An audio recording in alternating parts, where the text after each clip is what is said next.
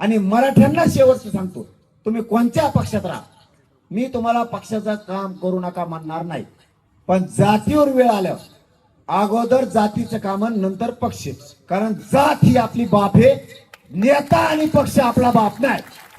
2-2.5 करोड मराठा आरक्षणात घातलाय. आता उगा अंतिम टप्प्यात थोड राहिले, मी आत्ता जिनितो 52 कुळे येऊन दे, नाही तर 56 कुळे येऊन दे, नाही तर 19 कुळे येऊन दे, कोणी येऊन दे, तुम्ही त्याची काळजी नका करू. मी पण काहीतरी आहे, हे सरकारला पण माहिती, मी पण एवढं सोपा नाहीये हे त्यांना पण माहिती, कारण माणसं कोत असल्याशिवाय माणसं अंगावर घेत नाही कधी. मी माझे पाटणे थोपटून घेत, मला यांचं सगळं माहिती आहे. 52 कुळ्याचं इतकं गबाळ आलंय माझ्याकडे आता 2 दिवसात, त्यांनी काय काय केलंय, कसं केलंय, कुंकड हाणले, गाबाळ हाणलंय, कसं हाणलंय, प्रोटोकॉल म्हणजे काय, प्रोटोकॉल म्हणल्यावर किती द्यावं लागते, नाही म्हणल्यावर काय करावं लागतं, त्याच्याच जवळच्या लोकांनी दिले. त्याचेच लोक येतात जवळचे, चंद्रपूरच्या लोकांनी दिले, नागपूरच्या दिले, मुंबईतल्या दिले. आणखीन पण वेळ गेली नाही, मी 52 कुळे आणखीन डाव टाकला नाही. तोही चूक तू सुधारून घे, माझ्या गरीब मराठ्यावर अन्याय करू नको.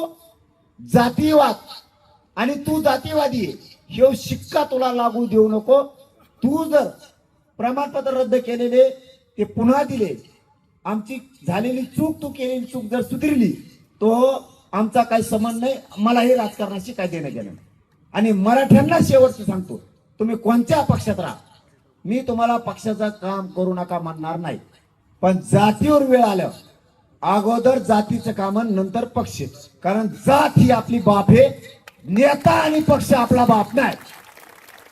त्यामुळे सगळ्यांनी जातीच्या पाठीशी उभा राहा आणि ताकदीने सगळ्यांनी शांततेत आंदोलन लिहा. तुम्ही खूप संख्येने जमलात, त्याबद्दल तुमचं पुन्हा एकदा मनापासून. महाराष्ट्रातील सर्व बातम्यांचे विश्वासार्ह व्यासपीठ, सकाळच्या सर्व सोशल मीडिया प्लॅटफॉर्मला लाईक, फॉलो आणि सबस्क्राईब करा.